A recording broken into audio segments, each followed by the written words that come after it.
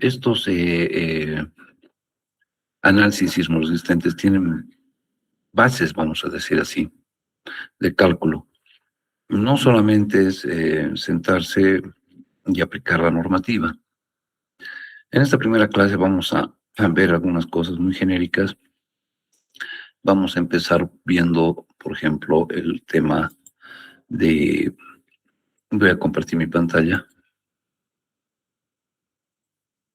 El tema que hace a la sismología en casos generales, ¿no es cierto? Vamos a ver qué son los sismos, básicamente su origen, qué son las derivas, qué son la tectónica de placas, eh, por qué es tan importante para nosotros el análisis de la placa de Nazca, esta, ¿no? ¿Qué es lo que sucede con esta placa? Y bueno, el movimiento de placas, y son primeramente datos que son importantes que ustedes los tengan y los conozcan.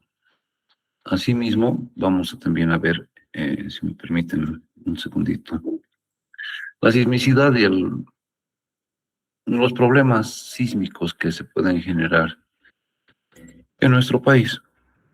Si bien tenemos un riesgo sísmico moderado, no es que eso implica de que estamos exentos.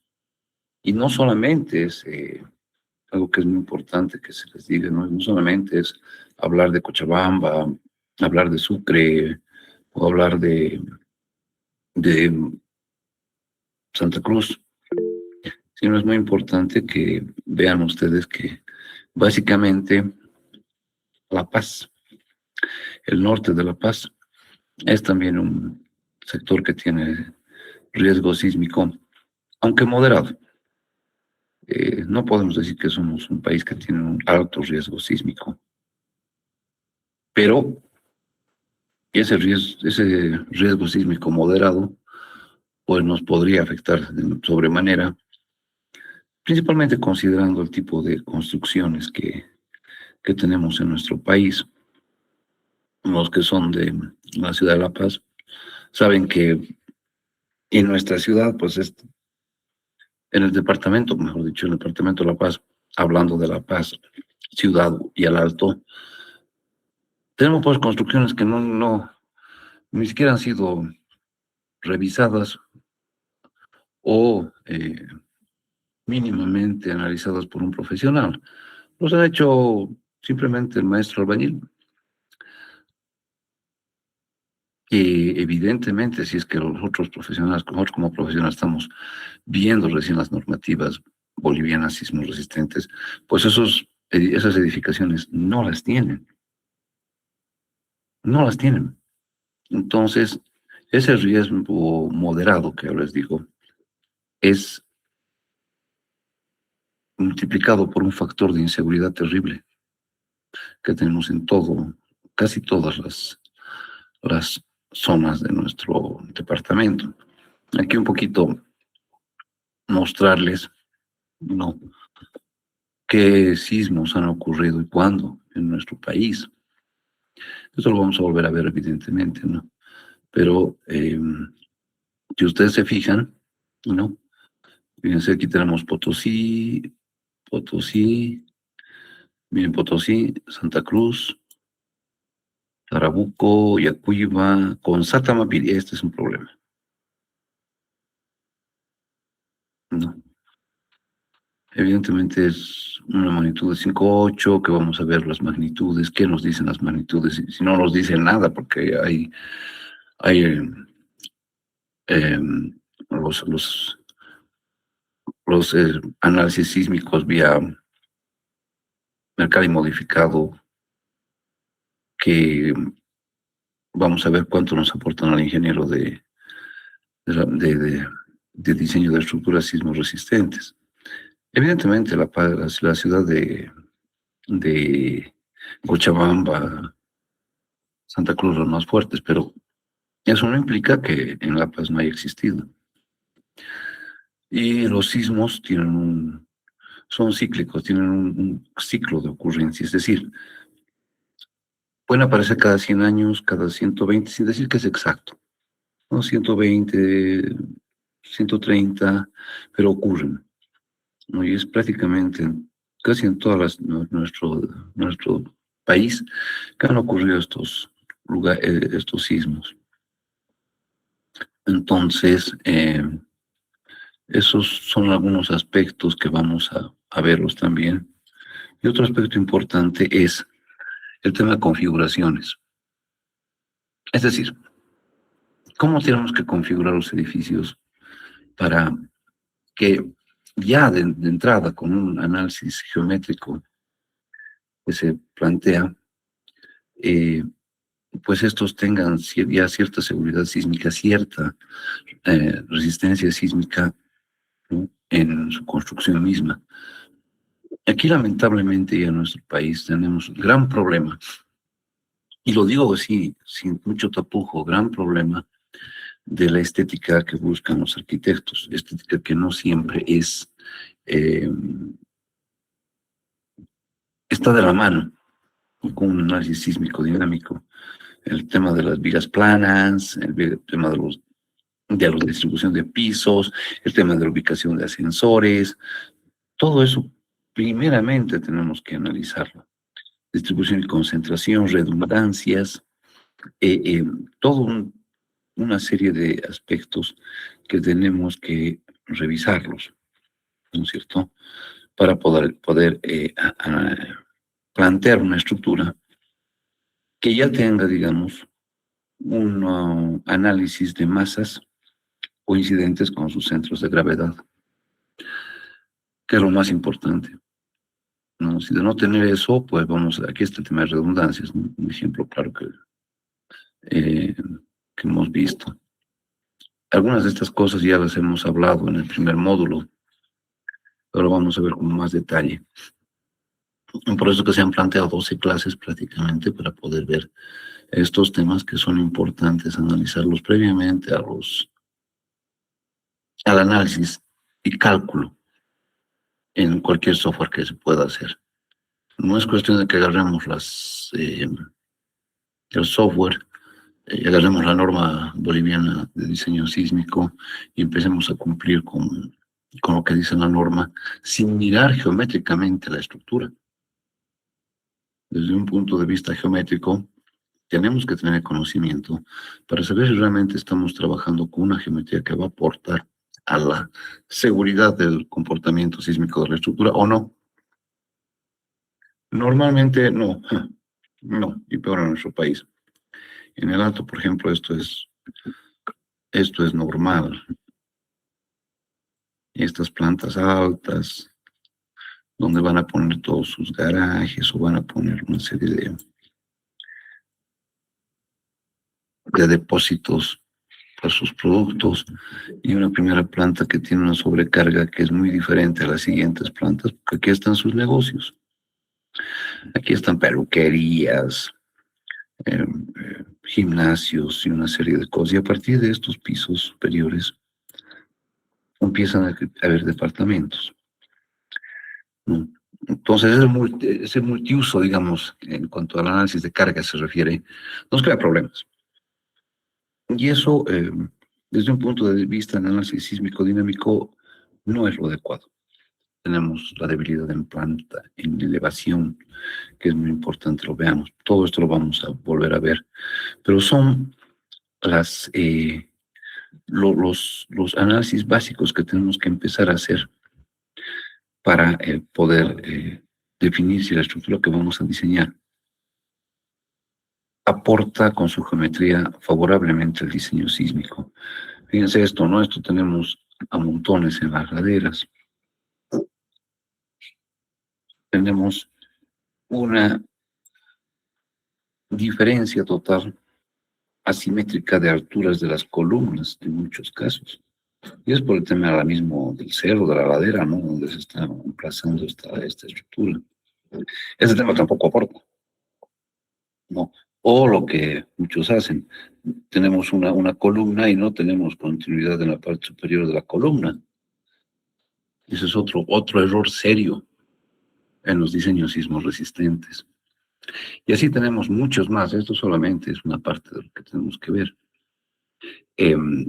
Todo esto tenemos que ir revisando uno por uno y como está planteado precisamente voy a volver en el, en el plan de trabajo que he enviado a la plataforma, en todo esto yo estoy planteando precisamente el empezar con estos conceptos que son importantes. No viendo las generalidades, la, el tema de sismicidad en Bolivia, influencia de la configuración estructural en comportamiento sísmico, irregularidades verticales y horizontales, discontinuidades de resistencia y rigidez, norma boliviana de diseño sísmico, y recién estamos entrando a lo que es la aplicación del CIPECAD. ¿Por qué?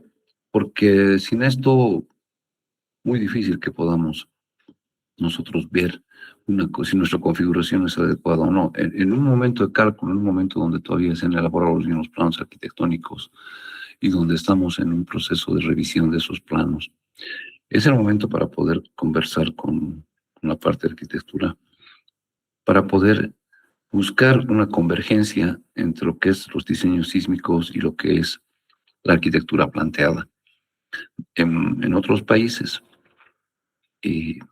llámese España o en gran parte de Europa, Alemania, Suiza, Suecia, no tanto en Latinoamérica, el arquitecto es una persona que conoce muchísimo acerca de lo que es diseño sismo resistente. Entonces ellos ya tienen una serie de conceptos y criterios que los gobiernan en el momento que ellos están preparando sus planos. Pero en nuestro país lamentablemente pues no es así. Aquí lo que gobierna es el hecho estético. No discuto que tenga que ser espacios adecuadamente distribuidos, pero lamentablemente tenemos grandes inconvenientes en lo que son los diseños, en lo que es, digamos, el comportamiento estructural de esos diseños. Ahí es donde tenemos las mayores confrontaciones. Y en muchos casos se ha dado, personalmente les comento esto, de que yo he preferido no hacer algunos diseños, algunos cálculos estructurales por precisamente esas configuraciones. Más aún, si ustedes han leído las últimas publicaciones de la Sociedad de Ingenieros de Bolivia, en la departamental La Paz, y siempre tiene que pasar algún evento malo, ¿no? Para que nosotros miremos hacia nuestras normas. La norma boliviana de diseño sísmico ya está vigente. Por lo tanto, todos los diseños estructurales a partir del año pasado, si no me equivoco, de enero del año pasado, debían aplicar ya estos criterios. Pero no se han aplicado. Por lo tanto, hay varios visados que tiene la CIB que no cumplen con las normas bolivianas de diseño sísmico. Estas normas deberían haber sido correctamente aplicadas, pero no ha sucedido ello. Entonces, pues vamos a tener los problemas correspondientes, ¿no? Y justamente estos son los diseños que se han hecho, que he hecho hace unos meses atrás con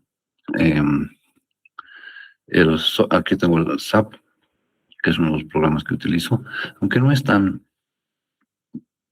dúctil como el ETAPS, ¿no?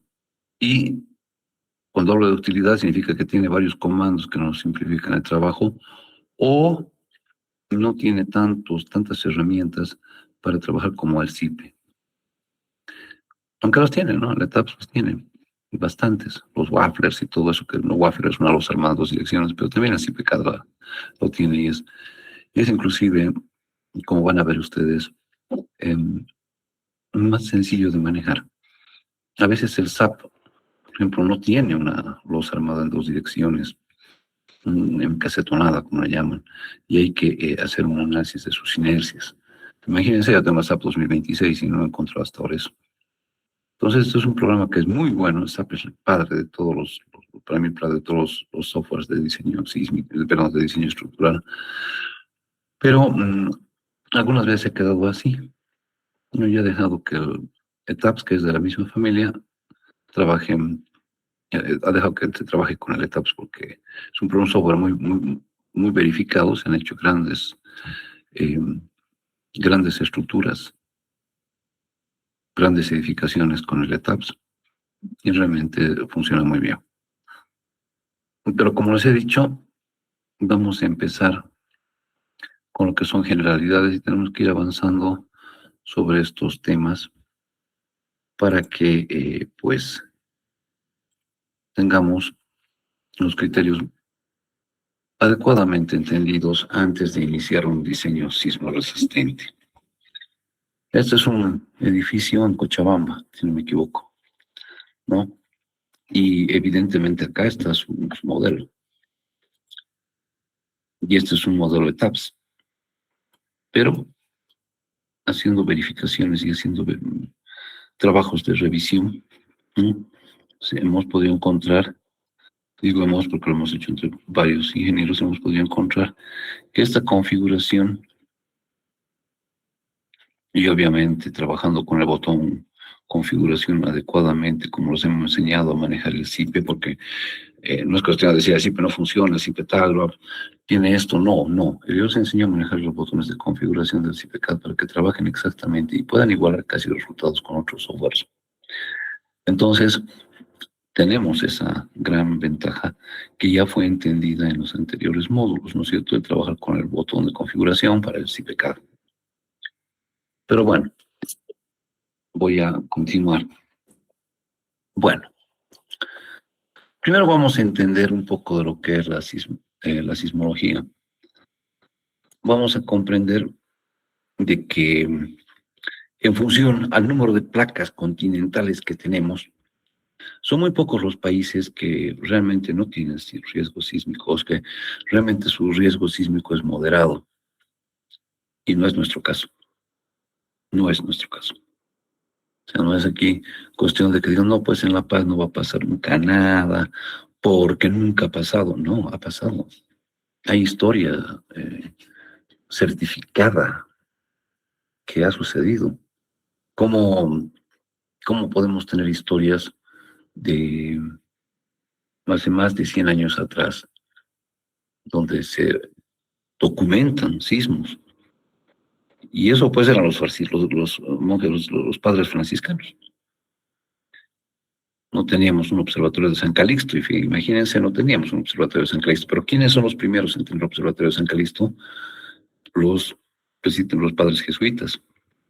O sea, prácticamente los religiosos han sido los que más han podido certificar y apoyar los eventos sísmicos que se han generado en nuestro país, que evidentemente por problemas de comunicación, pues no los tenemos en todas las literaturas como quisiéramos, pero han existido. ¿Ya? Después no vaya a ser como en Venezuela, que pensamos que estábamos viviendo en un país libre de sismos y había una falla que con una lectura en la escala de Mercalli modificada, era una falla que tenía 7 puntos y algo de intensidad.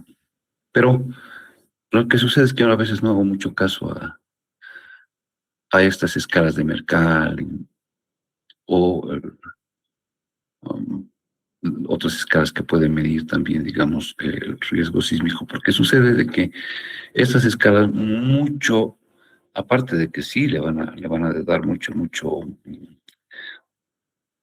digamos así, mucha información a otras áreas del conocimiento, a veces al ingeniero civil no le da mucha información.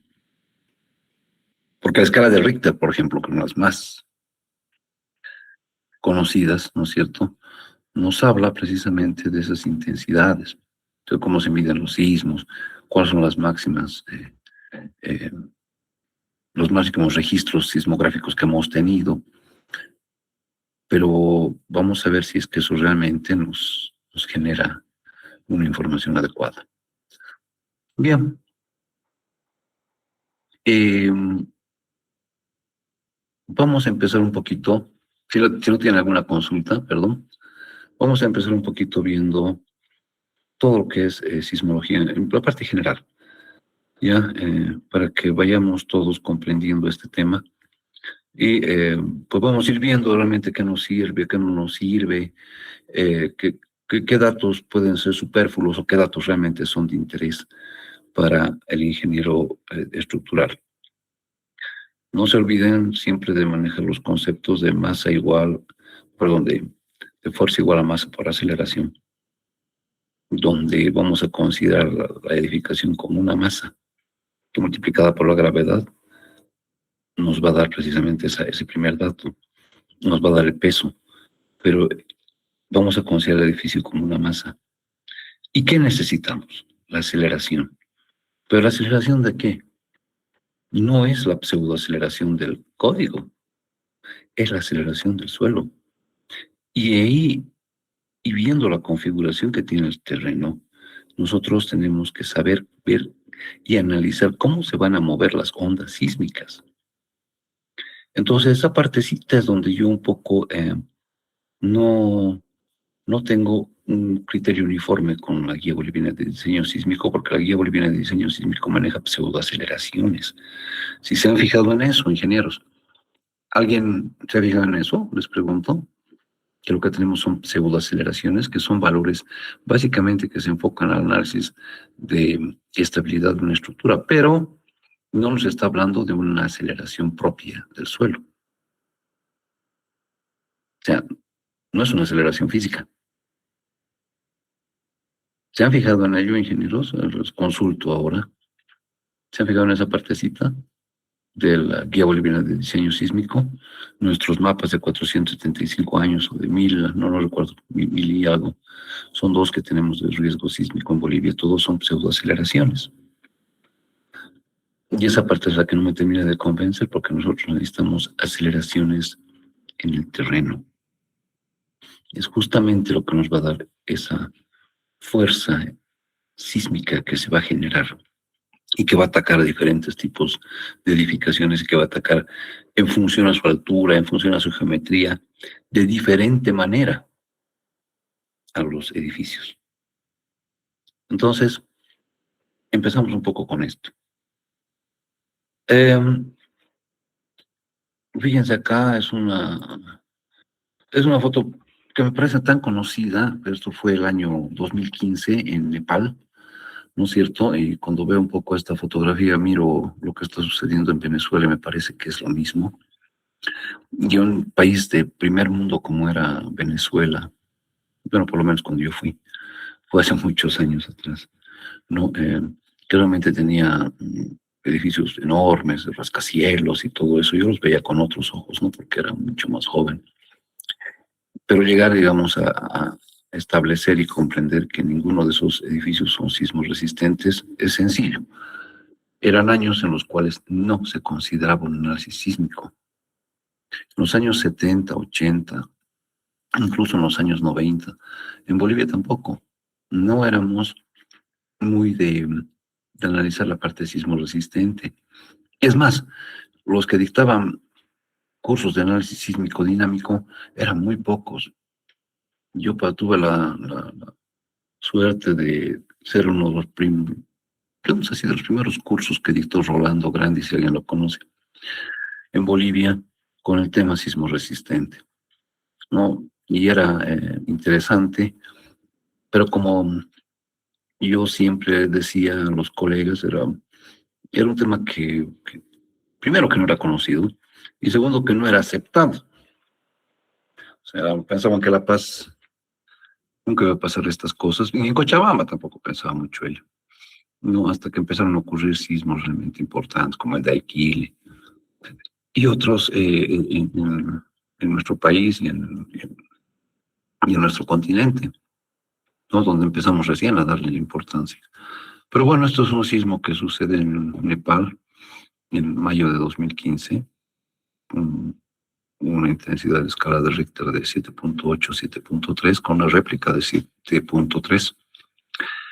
El sismo principal estaba con 7.8, pero vamos a ver que esta lectura puede tener mayor o menor intensidad, puede afectar de diferente manera a las estructuras dependiendo de la profundidad del foco.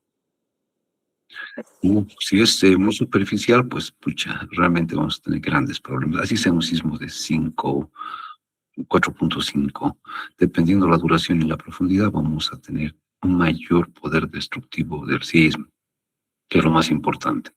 Y todas las estructuras tenemos que manejarlas en esos conceptos. Es decir, es facilito agarrar el programa y meterle, En Bolivia tenemos otro gran problema. El análisis sísmico siempre va a ser modal espectral. Es que no tenemos datos. No es hablar como en Japón, por ejemplo, que lo que hacen es un análisis sísmico paso a paso, es decir, tienen tal cantidad de datos de sismos anteriores que inclusive proyectan estadísticamente qué posibilidad y cuál sería la intensidad de un sismo, la fuerza sísmica con la que podría venir. Ellos tienen mucho más posibilidades de hacer ello, de poder predecir. Desde un punto de vista obviamente estadístico, tienen un nivel de incertidumbre bastante importante, pero lo pueden hacer. En cambio acá, ¿qué tenemos? Si alguien me dice que tenemos, y que tenemos un instituto, aparte del Observatorio de San Calixto, que el Observatorio de San Calixto está conectado con la red internacional de análisis sísmico, y por eso tiene varios datos, ¿no? Y es el único que puede en este momento predecir, porque además es el único que ha adquirido equipos relativamente nuevos, ¿no? Y que puede realmente decirnos algo. Todo el mundo recurre al Observatorio de San Calixto cuando ocurren estos acontecimientos. Pero aparte de eso, ¿qué tenemos? Tenemos registros sísmicos que no se olviden que es millones de años los que tiene la Tierra, y nosotros, para validar nuestros registros sísmicos, deberíamos tener por lo menos unos lecturas de 40, 50 años atrás, mínimo. O sea, pues todavía es totalmente insuficiente, ¿no? Pero algo es algo.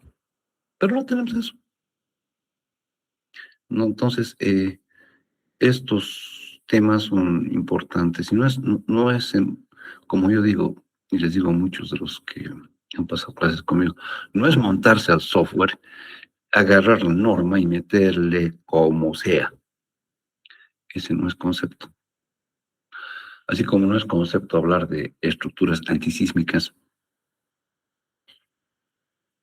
donde queremos pensar que la estructura es como antiagua o antifuego, cualquier diluvio no le va a hacer nada, o cualquier intensidad de fuego no le va a hacer nada. En análisis sismo resistente, siempre hablamos de ese concepto, sismo resistente. Son estructuras sismo resistentes que están pensadas para que una cierta intensidad sísmica, o una cierta fuerza sísmica, perdón, pueda atacar una estructura.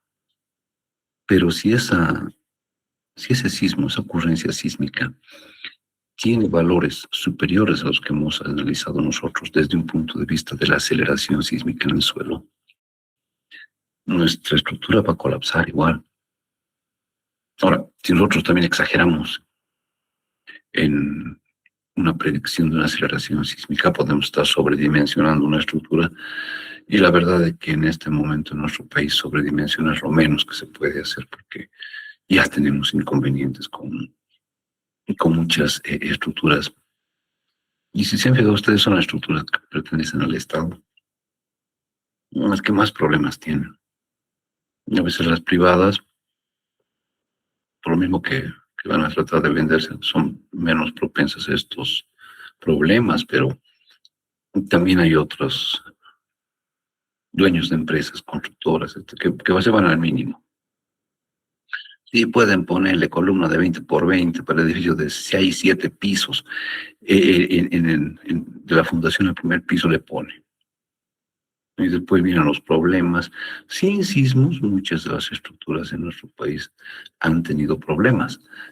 No piensen que una estructura deja de estar en servicio solamente por un colapso. Imagínense estructuras que tengan grandes deformaciones, no solamente horizontales, o sea, no solamente en los departamentos, ¿no?, donde tengan por decir algo, 5 o 6 centímetros de deformación en sus losas, sino en la elevación, donde podemos tener un edificio que ya no está emplomada.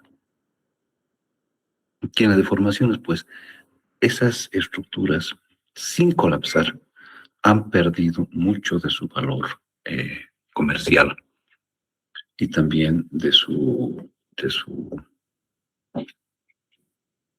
valor en servicio, porque dentro del servicio también está la comodidad del usuario, ¿no?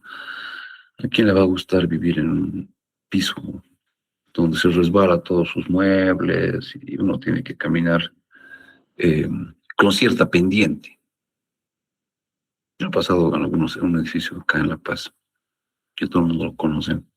No ha pasado esa situación, pero eso sí porque hemos sobrecargado el edificio, porque hemos subido el número de plantas pensando que las fundaciones aguantan de 1 a 200 como si nada. Y es otro error. Pero ahora estamos hablando de esos problemas ahorita, de problemas de uso, de problemas de cargas. Imagínense si tuviéramos que hablar de problemas de sismos. Y por eso es importante que un poco nos interioricemos de estos problemas. Por ejemplo, acá, como les dicen, ¿no? La sismología es la ciencia que estudia los sismos, sus causas, efectos y fenómenos asociados. El sismo también se denomina sismo, seísmo, temblor o terremoto. Son las vibraciones de la corteza terrestre inducidas por el paso de ondas sísmicas provenientes de un lugar o zona donde han ocurrido movimientos súbitos de la corteza terrestre. Causas. El sismo no siempre es por movimiento de placas. Sí es el más usual, pero también hay por impacto de cometas o asteroides de origen tectónico, de origen volcánico, ruptura de cavernas o producido por una actividad humana. Bueno, si nos reventaron una bomba atómica también puede haber, ¿no? Pero más que todo es de origen tectónico, es decir, movimiento de placas. Y la placa de Nazca, en este caso en nuestro país, está muy cerquita, ¿no? Tenemos subducción, es decir, la placa ingresa por debajo, en una falla inversa, por debajo de la placa continental. Y eso sí genera gran liberación de energía. Su origen, desde los patrones circulatorios, ¿no? No se olviden que el centro de la Tierra es totalmente fluido, ¿no? La gran ventaja es de que en ese sector que es fluido, pues las ondas sísmicas cambian su comportamiento y casi no tienen incidencia. Pero mientras que estemos entre el núcleo interno y el núcleo externo, en lo que es la corteza terrestre, sí tienen movimientos definidos. Al calentarse la parte inferior del fluido, dice, se dilata. Este cambio de densidad produce una fuerza de flotación que hace que el fluido caliente ascienda, ¿no? El fluido caliente ascienda. Al alcanzar la superficie se enfría nuevamente y se enfría, desciende y se vuelve a calentar, estableciéndose un movimiento circular autoorganizado, que es lo que estamos viendo acá. ¿No? Y estos son los núcleos internos y los núcleos externos que van sucediendo. Perdón, voy a seguir. El tema de lo que es las derivas continentales, mucha bibliografía acerca de esto, que había antes supercontinentes que se han ido separando, ¿no? Y que eh, nuestra actual configuración de placas no es la que existía hace varios millones de años. Entonces, esta es una teoría, es la teoría de las derivas continentales que se llama, ¿no? Y esa distribución de derivas continentales, perdón, se basan, por ejemplo, en el hecho de que haya existido ciertos fósiles o animales fosilizados que se encuentran en Sudamérica y se encuentran en ciertas partes de Europa. Pensaron de que había ese movimiento de esos grandes animales de la prehistoria, los tiranosaurios, todo eso, los velociraptores, etcétera, etcétera, y que todos esos animales tenían pues existían en diferentes lugares a muchos kilómetros de distancia porque habían entre los actuales continentes pasos. Entonces hablaba de los supercontinentes, ¿no? Que existían. Esta es una de las teorías que indican de que en el caso, por ejemplo, de Hugo Benioff, documentó haber hecho que las zonas de alta sismicidad no estaban distribuidas de manera uniforme sobre el globo terráqueo, sino que éstas se alojaban en fajas más o menos continuas y asociadas a márgenes continentales, es decir, existían esas fajas y por N movimientos telúricos han ido desapareciendo y han sido tomadas ya por el océano. ¿Ya? Eh, eh, estas teorías, ¿no es cierto?, pueden tener bases técnicas reales y que realmente estemos en un momento en el cual todavía pues vamos a tener algunos sismos que podrían separar o crear nuevos continentes. Básicamente es la teoría de las derivas continentales. Pero vamos a ver un poquito de tectónica de placas ahora. La teoría tectónica de placas, en la teoría tectónica de placas, la corteza terrestre, la litosfera, está compuesta por un mosaico de 12 o más bloques grandes y rígidos, llamados placas que se mueven uno con respecto del otro. Fíjense acá, estas grandes placas que tenemos en el mundo, en nuestro planeta, ¿no? Las placas del Pacífico. Aquí están las placas más importantes que afectan totalmente a nuestro territorio, y es la famosa placa de Nazca. Realmente está afectando la gran parte de la región de Chile y por ende a nuestro país. Es la placa de Nazca es la que más problemas podría traernos, ¿no?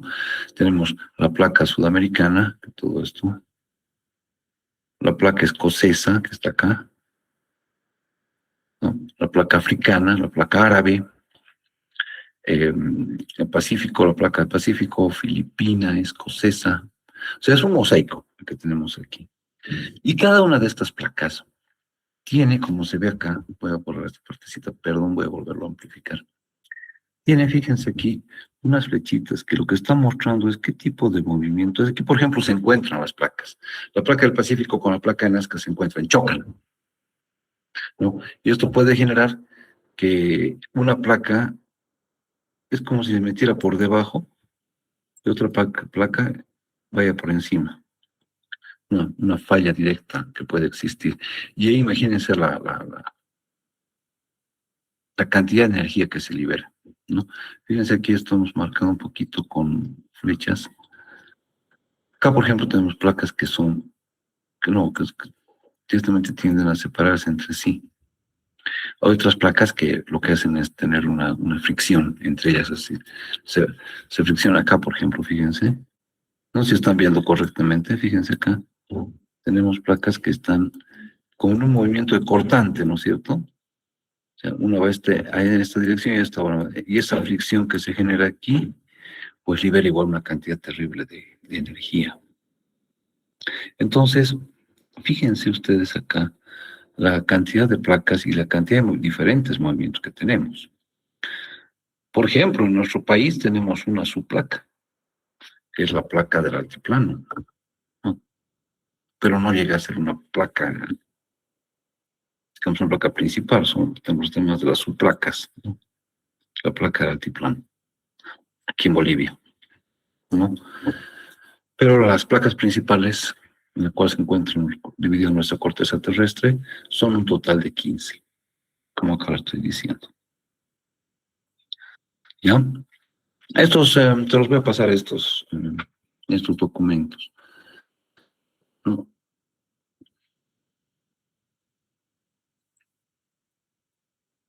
Bien, ¿qué pasa con muchas de estas placas? Hay placas que tienen fronteras, como les decía, como lo que estamos marcando, esas flechitas que hemos visto en el anterior. Tenemos fronteras convergentes. Es decir, esta placa va a chocar con esta otra. Son dos Dos plaquitas que están frente a frente. Así está. ¿No? Entonces son fronteras convergentes.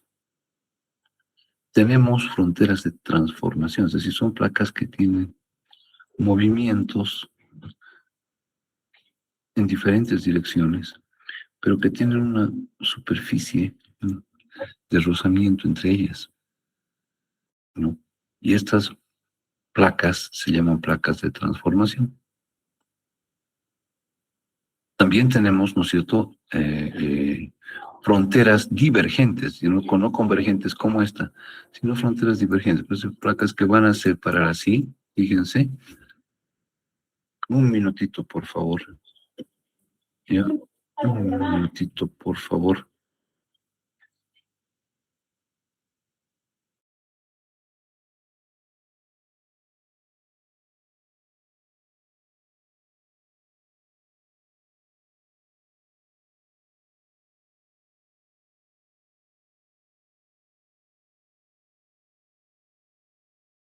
Bueno, voy a continuar con la presentación. Acá estamos. Bien, acá estamos. No, tenemos también fronteras convergentes, por lo que les decía acá, ¿no? Fronteras divergentes, fronteras que generan en sí diferentes tipos de liberación de energía con respecto a la astenosfera. Está acá. También se puede mover con cierta libertad de otras tres formas, ¿no? La placa se desliza frente a otra a lo largo de su margen, lo que hemos visto. Dos placas se mueven alejándose mutuamente y dos placas se mueven de forma que una se desliza por debajo. Vamos a ver esa parte ahora. ¿Cuáles son las placas que... Acá. Fallas. Este movimiento de placas se llaman fallas. Son fracturas en las cuales ha tenido lugar un desplazamiento relativo de dos lados de ruptura. La longitud de las fallas puede alcanzar desde varios metros hasta cientos de kilómetros y extenderse desde la superficie hasta decenas de kilómetros de profundidad. Por ejemplo, estas fallas. Tenemos una falla normal, donde el bloque inferior sube y el bloque superior baja. Es una falla normal. Pero obviamente se genera así a una gran profundidad y no siempre no siempre esta falla es visible en la superficie. Hay fallas que no se las ve. No es el trabajo de los geólogos precisamente poder identificar estas fracturas. Tenemos entonces que una falla normal, propia de zonas de tracción, produce un desplazamiento hacia abajo de la porción inferior. Inversa, cuando sucede un movimiento totalmente al revés de este, ¿cierto? Fíjense cómo la placa superior va a bajar y la placa superior va a subir. Estas son las fallas más complejas que hay. Corresponde a zonas de compresión y produce un deslizamiento hacia arriba de la porción inferior. Por ejemplo, aquí, ¿qué es lo que está pasando? Sucede de que en las placas, cuando tenemos la placa en Nazca, hay muchas placas que son oceánicas. Son placas delgadas, pero de gran densidad. Las placas continentales, placa de América Latina, de otros continentes, son placas que son más gruesas, pero son menos densas. Entonces sucede que la placa oceánica, la que está debajo del océano, por mueve más densa, más delgada, se entra por debajo la placa continental. Y ahí se genera justamente el problema de la gran liberación de energía que se genera en ese comportamiento de las placas. Sucede de que las placas empiezan a tener, pues, liberación de energía. Sí, perdón.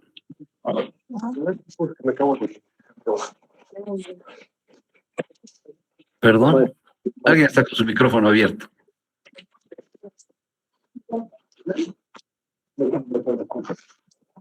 ¿Aló?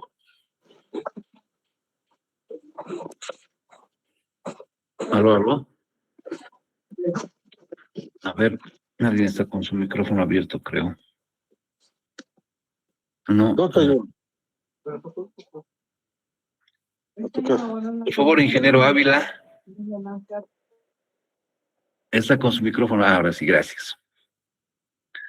Bueno, entonces, vamos a seguir viendo este tema. Bien, tenemos la falla de desgarre, que implica grandes desplazamientos laterales, es decir, aquí estamos viendo, se llama desgarre en geología, ¿no? Pero es muy similar al efecto cortante que conocemos en estructuras. Implica grandes deslizamientos laterales entre dos placas en contacto. Tenemos una falla oblicua, que es la combinación de las tres anteriores, es decir, una falla normal, inversa y de desgarre, en una misma superficie de falla, una falla rotacional, ¿no? Cuando ha habido un componente de rotación en el desplazamiento relativo entre dos bloques separados en la falla, una falla en tijera, ¿ya? Que es el eje de rotación es perpendicular al plano de falla, una falla cilíndrica, que es el eje de rotación paralelo al plano de falla, y el plano de falla suele ser curvo, y una falla cónica, ¿no? Entonces, el eje de rotación es oblicuo al plano de falla. El plano de falla suele ser curvo. Bien, entonces, eh, para estudiar estos mecanismos focales, no, aunque esta debía estar un poco más de... Vamos a volver a esta, por favor. Primero quiero verificar los mecanismos focales. A ver, un poquito, aquí está. Bien. Imagínense un sismo que ha ocurrido en un cierto lugar, ¿no? Ese sismo ha tenido un epicentro. Epicentro es la lectura en la superficie terrestre. Pero ese epicentro tiene un origen en un hipocentro, foco o fuente. Este hipocentro, foco o fuente, ¿no es cierto?, está a una distancia h con relación a la superficie terrestre. Este hipocentro es justamente la profundidad que les decía, ¿no? Depende mucho dónde esté el foco del sismo, a qué profundidad se dé, para que esas intensidades de 5, 7 sean más destructivas. Cuanto más superficial el sismo, puede tener una intensidad menor, igual es destructivo. Entonces, ese es el foco, hipocentro o fuente. El epicentro es la lectura que vamos a hacer, punto que se encuentra en la superficie de la Tierra inmediatamente por encima del foco. Claro, este va a ser el epicentro que todo el mundo habla, ¿no? Con epicentro en tal lugar o tan epicentro y no sé qué, ya. El epicentro es la medida superficial, ¿no? Establecida previamente su profundidad. La profundidad focal H es la distancia entre el foco y el epicentro, como nos habíamos mostrado. La distancia epicentral D es la distancia horizontal desde un punto en la superficie al epicentro. Muchas veces vamos a tener lecturas por acá, no exactamente en el epicentro, pero se puede lograr medir esta distancia a la cual se está generando en la superficie de la Tierra el sismo. Entonces, esta distancia D es muy importante. Y la distancia focal es la distancia desde un punto en la superficie al hipocentro o foco. Entonces, esta terminología es muy importante conocerla. ¿Por qué? Básicamente porque es la primera información que nosotros tenemos como ingenieros de algún acontecimiento sísmico ocurrido. Entonces, si conocemos estas definiciones, estamos ya empezando a entender qué es lo que sucede. Y, por ejemplo, si tenemos un sismo de 7 y que sea muy superficial, tengan por seguro que va a ser muy destructivo ese movimiento sísmico, ese movimiento telúrico que también se llamaba, ¿no? Realmente les va a llevar un montón de, de, de, de edificios, viviendas, presas por delante, porque realmente va a ser muy, muy destructivo. Comprendido eso, es que podemos volver a ver estos mecanismos focales.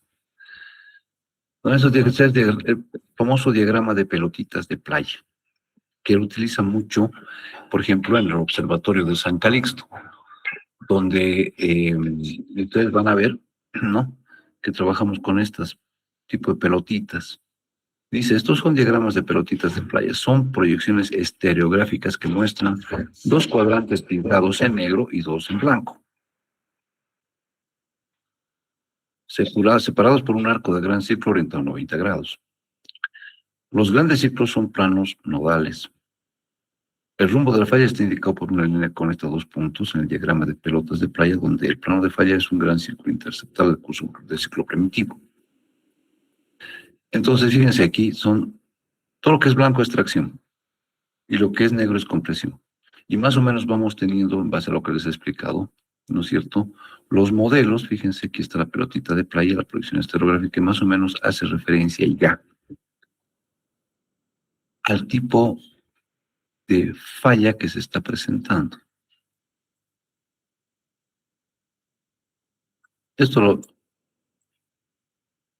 se lo ve mucho en lo que es el Observatorio de San Calixto. Trabajan con estas pelotitas, ¿no? Pero es bueno tener, digamos, idea, aunque no somos nosotros especialistas en esa parte, pero tener idea, digamos, de cómo se está comportando en base a la diagramación de esas pelotitas de playa, cómo se estaría comportando, digamos, la falla propiamente dicha. Es una falla que va en cizalla, como lo dicen los geólogos, cizalla, corte, ¿no?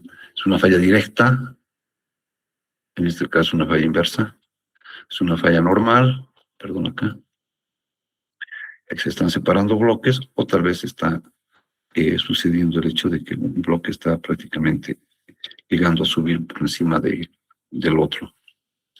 Entonces son estas pelotitas de playa que si gustan pueden ir por el observatorio, ¿no? Para ver un poquito este tema y tener una explicación más lógica, lo que les decía, contracción en las zonas blancas, compresión en las zonas negras. En este caso la zona negra está con rojito. ¿Ya? Entonces es algo que es importante conocer, porque creo que es lo que necesitamos ir conociendo como datos generales. ¿Qué es un tsunami? Es una serie de olas provocadas por un brusco movimiento en el fondo del mar. Sismo, erupción volcánica, avalanchas submarinas o incluso la caída de un asteroide. Los más usuales son provocados por un choque sísmico a menos de 50 metros de profundidad y una magnitud de unos 6.5 en la escala de Richter. Entonces, como lo están viendo acá, fíjense, primer punto importante, que sea superficial. 50 metros es nada para él. Y una intensidad que se puede medir con los sismógrafos de 6.5. Esto sí, este movimiento en el fondo del mar, fondo de los océanos, ¿no es cierto? Este movimiento tectónico de placas genera precisamente unas olas de muy importante altitud, ¿no? Que llegan con muchísima fuerza. Ahora imagínense una magnitud de 8. El tsunami se vuelve potencialmente destructor a gran escala.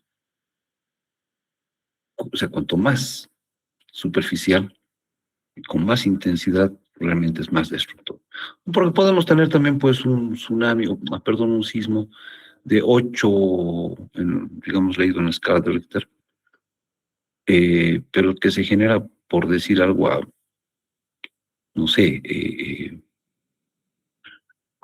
100 kilómetros por debajo de la superficie, o 200. Va a ocurrir, se va a leer la magnitud, pero no va a tener un reflejo en la superficie tan importante. El diciembre de 2026, perdón, el 26 de diciembre de 2004, un tsunami devastó las costas del Océano Índico, dejando más o menos unos 220,000 muertos en varios países del sureste asiático. O sea que los tsunamis son también a tomar en cuenta, ¿no? Pero bueno, esto es para nosotros más como unos datos referenciales que les estoy dando, porque no tenemos costa marítima. Teníamos, pero no tenemos ya. Pero es importante lo conozcamos, ingenieros, ¿no? Entonces, ya tenemos dos elementos muy importantes. La intensidad, sí, pero también la profundidad del foco. ¿Ya? Voy a continuar. Me he pasado. Bien.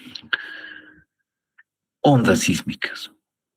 La repentina liberación de energía en el hipocentro, en el foco del sismo, cuando esto ocurre, se propaga en forma de vibraciones elásticas u ondas elásticas de deformación. Las velocidades de propagación son determinadas sobre la base del módulo elástico y la densidad de los suelos a través de los cuales viaja la onda. La onda va a variar su velocidad en función a las características físico-mecánicas del tipo de suelo que lo conforma, donde se ha podido ocurrir el sismo. De ahí que tenemos, por ejemplo, estudios o podemos decir así, análisis sísmicos de licuefacción o licuación también que se llama, donde, por ejemplo, como en las playas, ¿no? Tenemos un nivel elevadísimo, un nivel freático de agua elevadísimo, ¿no? Y sobre eso tenemos suelos finos y sobre eso movimientos sísmicos. Es como meter, pues, barrito a una licuadorita, meterle agüita y que nos queda ahí barro. Así se lo digo, de forma muy sencilla, muy simple, porque hay varias formas de análisis de lo que son las licuefacciones, ¿no? Pero ahí, por ejemplo, todo está en función, digamos, a las características físico-mecánicas del suelo. O sea, el suelo, cómo se va a comportar las ondas sísmicas dependen de las características de su módulo de elasticidad y densidad. Son dos parámetros físico-mecánicos de los suelos, ¿no? Si las ondas sísmicas se clasifican según su naturaleza en ondas de cuerpo y superficie, dice. Pero, como les digo, todo depende de cómo se está compuesto nuestros suelos. Por lo tanto, ya viene a lo que les decía en principio. Qué importante es conocer el tipo de aceleración y las ondas que genera esa aceleración, dependiendo el estrato de suelo donde se está generando, porque puede cambiar su velocidad y su forma. Ese es el punto por el cual yo tengo algunas observaciones con relación a nuestra guía, porque nuestra guía tiene mucho que ver con la guía peruana, pero en la guía peruana pues tienen aceleraciones en el suelo. ¿Alguno ha revisado la guía boliviana de diseño sísmico, perdón? Y les consulto si me pueden confirmar que son pseudoaceleraciones y no son aceleraciones.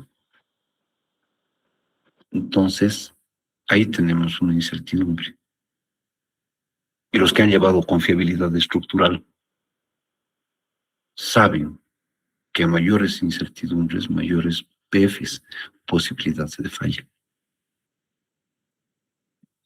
¿Sí?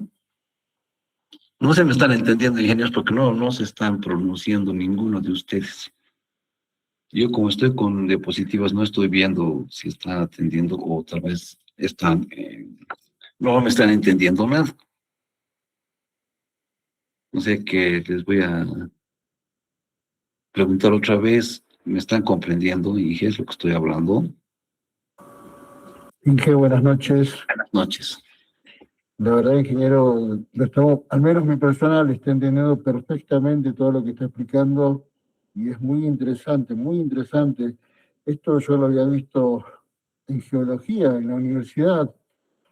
La verdad, he Y tomado un curso porque, bueno, hay una gran posibilidad que, bueno, me van a contratar para construir un edificio y bueno, pero yo me dedico más que todo a aguas, ¿no? ah, Pero bueno, eh, nunca, o sea, es muy interesante esto, ¿no? Y siempre me ha interesado el tema de geología y lo que estáis explicando, Inge, es muy, muy, a mí particularmente me interesa y está muy, ¿cómo le digo? Lo está explicando de tal manera que nos está, al menos a mí, me tiene atrapado.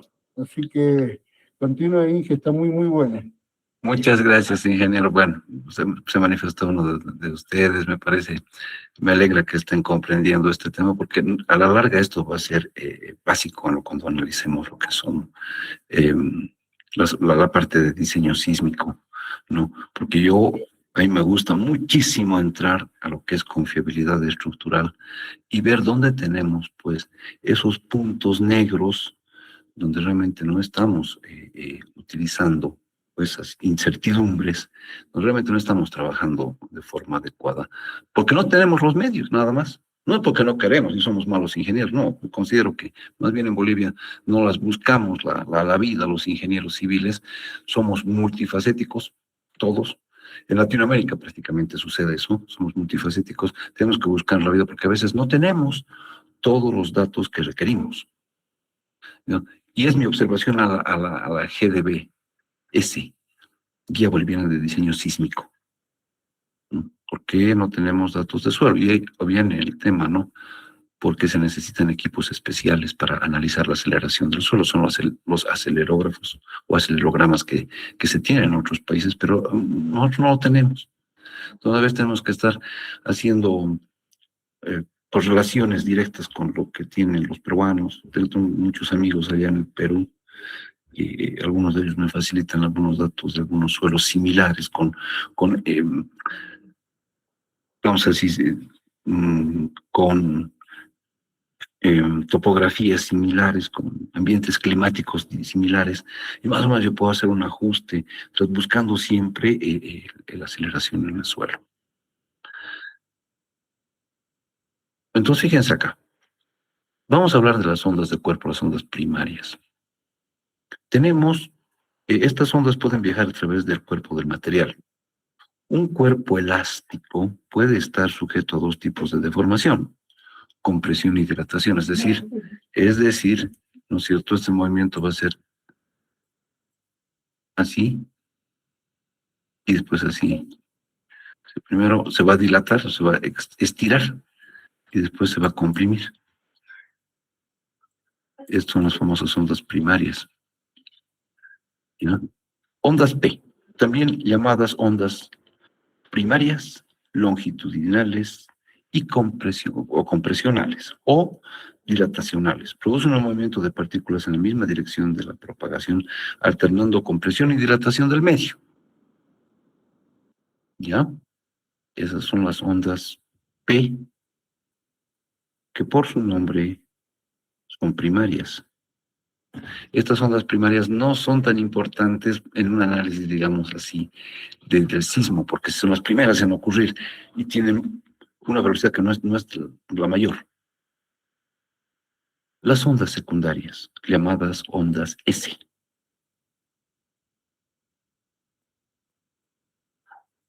secundarias, transversales, de cortante, producen un movimiento de partículas en sentido perpendicular a la dirección de la propagación.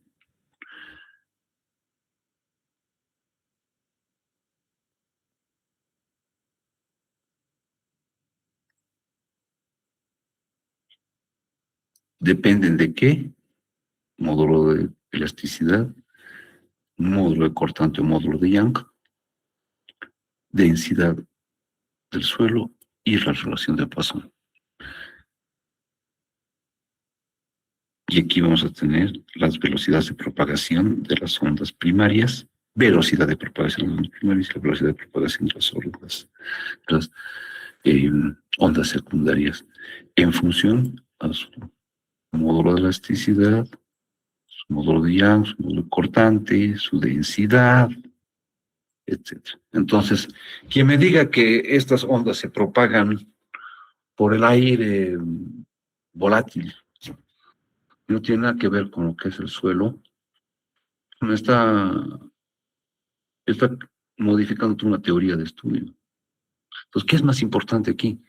Las ondas sísmicas de propagación en el suelo que van a comportarse de manera diferente según el tipo de suelo.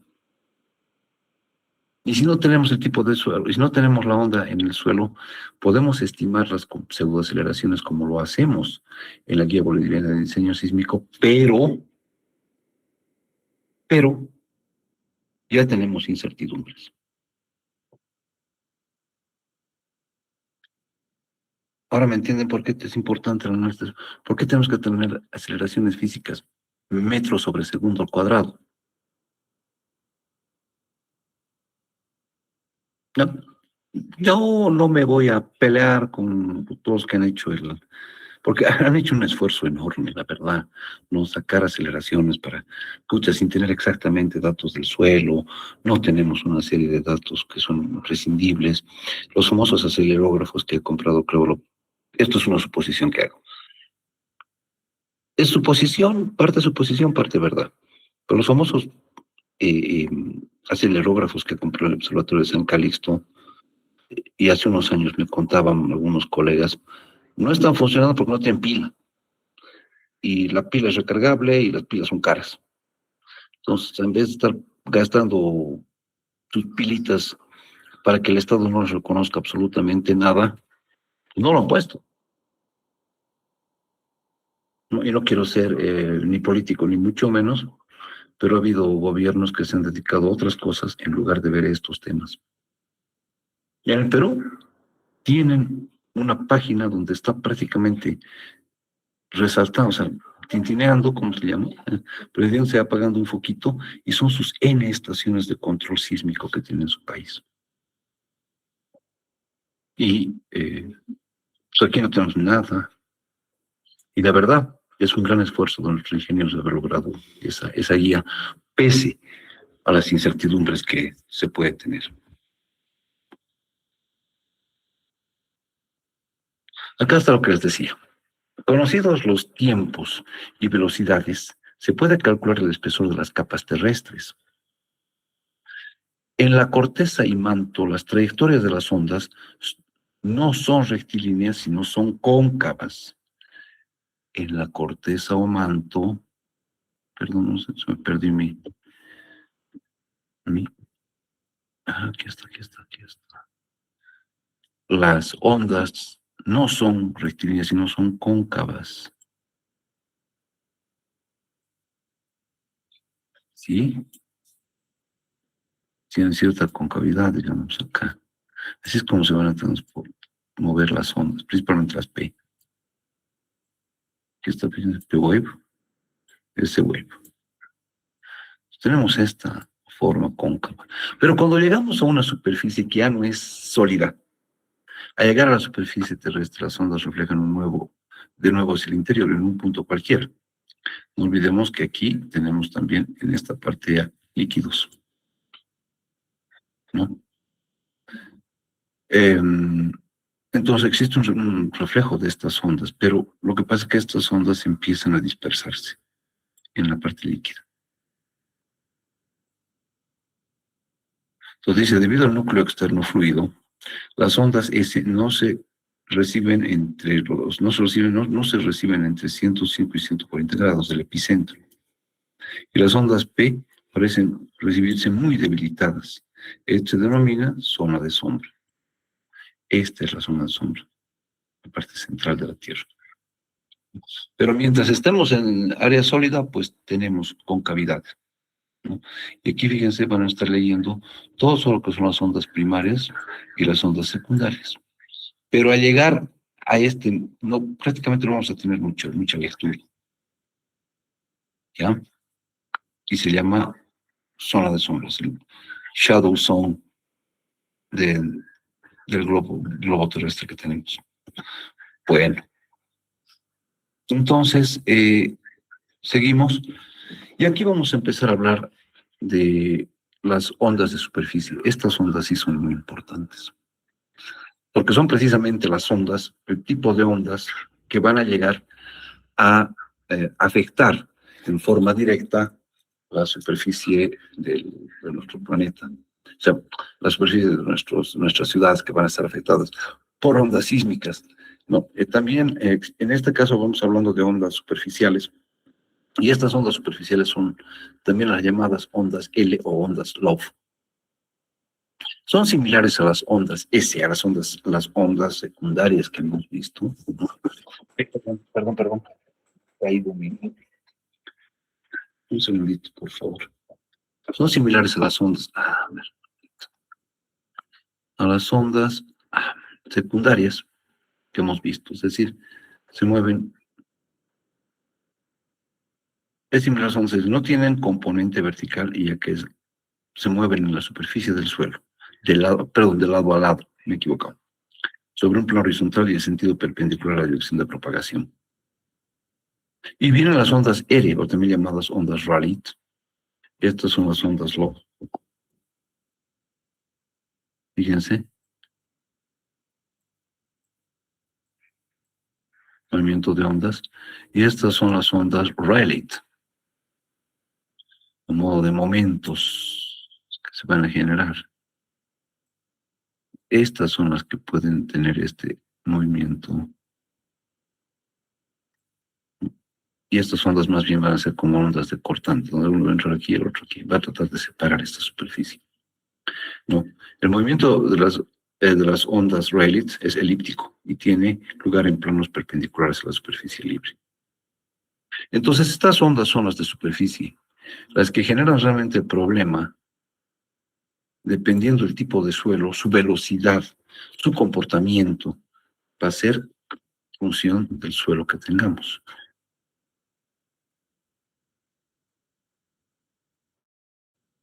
Para ver esto, antes, no estoy hablando de la actualidad, estoy hablando de hace varios años atrás, teníamos la medición de los sismos.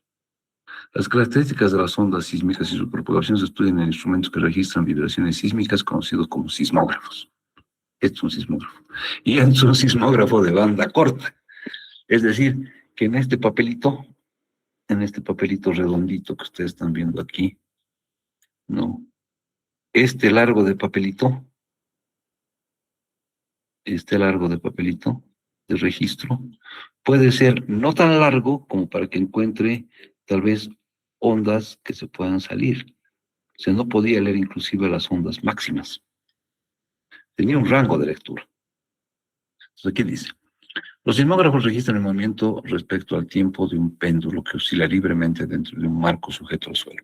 Este movimiento es registrado por un estilete o pluma sobre un tambor rotatorio.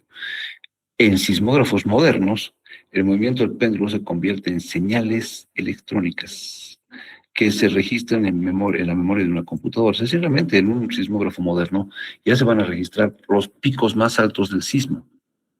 En los sismógrafos más antiguos no, porque teníamos un rango de movimiento de nuestra pluma en un tambor rotatorio, que era un tambor de papel, que dependiendo de su largo podía registrar o no las máximas ondas. Entonces la medición de los sismos empieza también a evolucionar. Y de ahí nos volvemos más exactos con nuestras lecturas.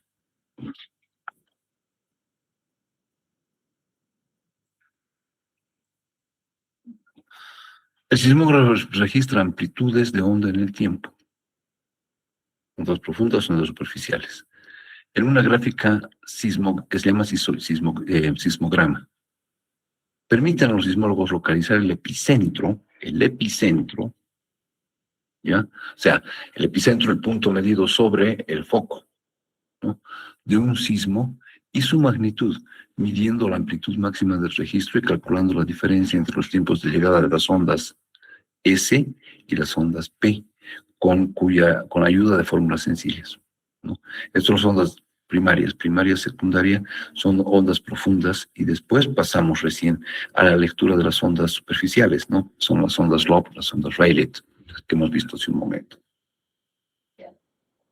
Medidas de los sismos. Existen dos medidas para cuantificar el tamaño y la fuerza de un sismo, lo cual es intensidad y magnitud. A pesar de ser parámetros ampliamente utilizados y conocidos, desde el punto de ingeniería sísmica, quiero que lean bien esto, ninguno de ellos es completamente satisfactorio. ¿Qué necesitamos, Ale? ¿Qué necesitamos nosotros como ingenieros ingenieros de diseño sismo resistente? ¿Qué estamos calculando? Estructuras sismo resistentes. La aceleración, pues ingeniero, la aceleración. Fuerza es igual a masa por aceleración. ¿La masa de quién? De la estructura. ¿Y la aceleración de quién? Del suelo. Y es en el suelo, perdón, no es del suelo, es la aceleración del sismo en el suelo de fundación. Entonces, que Mercalli modificada, cualquier otra rango de medida que podamos tener, no es totalmente satisfactorio para el ingeniero. Eso quiero que lo entiendan, ¿no? Porque no nos está diciendo lo que realmente necesitamos. Que podemos hacer una serie de formulaciones y una serie de elementos teóricos de aproximación también, sí lo podemos hacer, ingeniero, pero otra vez estamos en un rango de incertidumbre. O sea, si ya tenemos incertidumbre, sumar más incertidumbre, pues es muy grande la incertidumbre, ¿no? Entonces no es completamente satisfactorio. En los simuladores estructurales, esto también es importante, en los simuladores estructurales no se introduce ni magnitud y mucho menos intensidades. Lo que se introduce son parámetros de aceleración del suelo.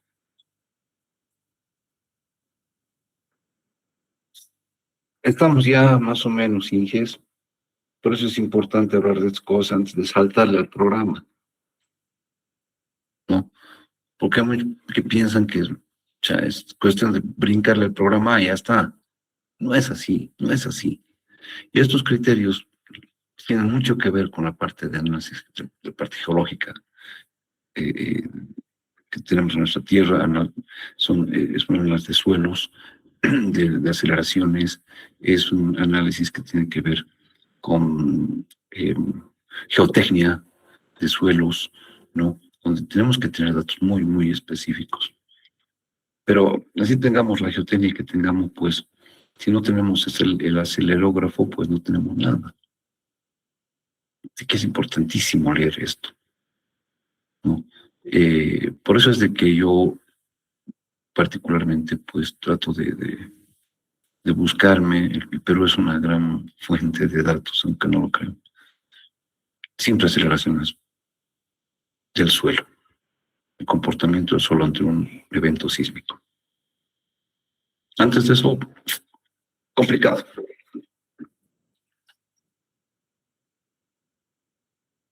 Y no estoy diciendo que no sirve la norma, no, sirve, pero tenemos que ser muy claros. Y cuando estemos diseñando, siempre tenemos que tener en nuestra mente, ¿no es cierto?, los niveles de incertidumbre que podemos llegar a tener.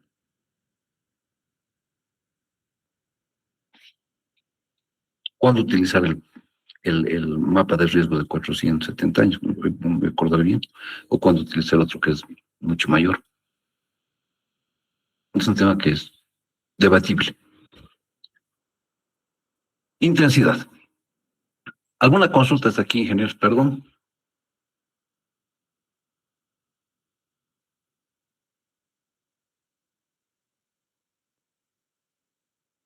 No dije todo claro. Gracias, muchas gracias. Bien. La intensidad es una medida subjetiva de los efectos de un sismo. Se refiere al grado de destrucción causada por un sismo en un sitio determinado, que generalmente es mayor que el área cercana al epicentro. Sí. Es subjetivo, ¿por qué? Porque, caramba, es un terremoto con un grado 7 en la escala de Richter y ha generado una caída de una cantidad impresionante de edificios y ha generado una cantidad de pérdida de vidas humanas muy, muy importante, como en Venezuela, por ejemplo. Pero es subjetiva. Depende cómo cada uno lo ve. Inclusive uno puede verla de diferente intensidad que otra persona.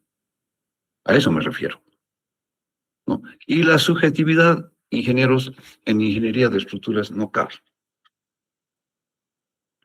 Si están de acuerdo conmigo, no cabe, no cabe. No somos subjetivos, somos muy objetivos. La escala adoptada más ampliamente es la escala de Mercalli modificada. Tiene 12 grados, identificados por los números romanos del 1 al 12, ¿no? Y se denomina por MMI, que es una lectura de Mercalli modificada, justamente la escala de Mercalli modificada. Había antes otra escala de Mercalli, que digamos, no tuvo la incidencia que tiene la modificada, porque se le adelantó Richter, y era más preciso Richter, ¿no? Generalmente la intensidad se incrementa con la cercanía al epicentro, sí.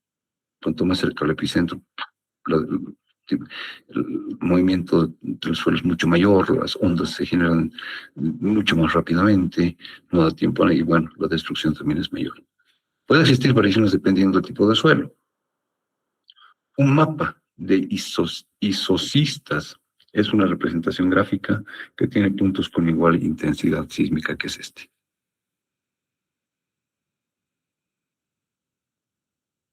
¿Ya? Entonces, eso es, digamos, lo que podemos ir avanzando. Y aquí está, justamente, un poco esto lo voy a... Es la escala de intensidad de Mercalli modificada, uno detectado solo por instrumentos, o sea, uno está durmiendo y no siente como humano, como persona humana que somos, no siente, solamente van a detectar instrumentos. 2, sentido por personas en reposo. Los que están durmiendo o están mirando tele echaditos, empiezan a sentir. 3, sentido dentro de un edificio. Si ciertos edificios empiezan a moverse en los pisos superiores. 4, sentido afuera. Ya fue en la calle. 5, empiezan a caerse los objetos. 6, todos lo sienten, pero tiene daños leves. Escala de Mercalli modificada 8, daño moderado en estructuras, daño grave en malas construcciones. Ahorita todos estamos fregados, ¿no? 8, daños ligeros en buenas construcciones y considerable en regulares y grandes en malas construcciones. 9, daños graves en buenas construcciones y destrucción total en malas. 10, destrucción seria en edificios bien construidos. 11, casi nada queda en pie. 12, destrucción total, catástrofe. Esta es la medida de la intensidad de Mercalli modificada, que si ustedes se dan cuenta, tiene mucho que ver cómo sentimos el sismo en cada uno. Entonces es una medida subjetiva. ¿Sí? ¿Se dan cuenta de esto? Entonces, bueno, la verdad que desde nuestro punto de vista como ingenieros, muy poco nos aporta pues esto. Algunas personas piensan que con Richter, con Mercalli modificado, el ingeniero puede calcular, y lo primero que tienen son esos datos, ¿no? Pues no es así, no es así. Y muchas veces como ingenieros no podemos conseguir los datos de los sismos, porque queremos unas aceleraciones, y eso es lo que menos vamos a tener. Porque si es que un periodista o un comunicador social se dedica a hablar de aceleraciones, nadie le va a entender.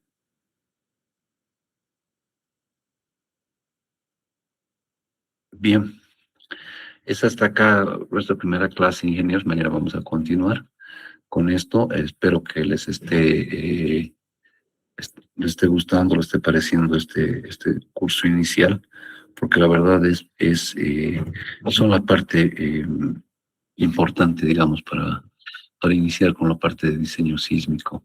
Hay que entender algunos conceptos, es necesario. O sea, no podemos caerle. Por lo menos yo no soy de la idea de seguir trabajando sin análisis. El análisis es lo que precisamente diferencia al ingeniero, ¿no? Somos analíticos, ¿no? Y somos de soluciones rápidas y soluciones muy ingeniosas, que es justamente lo que nos genera que podamos trabajar con muchas armas, ¿no? Muchas de ellas son físicas, pero si nos peleamos con un ingeniero físico seguramente nos gana, y un ingeniero físico de medio pelo, porque son mucho más precisos que nosotros. Pero nosotros tenemos la gran ventaja de que somos mucho más prácticos en solucionar problemas importantes. Entonces, esto es importante para mí, porque yo quiero caer con estos conceptos al diseño y enseñarles que todos, sé que muchos de ustedes pueden saber ya esto, ¿no? Pero cómo caer al diseño sísmico jalando desde atrás todos estos conceptos me parece muy importante. Entonces, estimados ingenieros, mañana vamos a continuar y espero que les haya gustado el curso y muy buenas noches. Gracias a todos por este primer curso.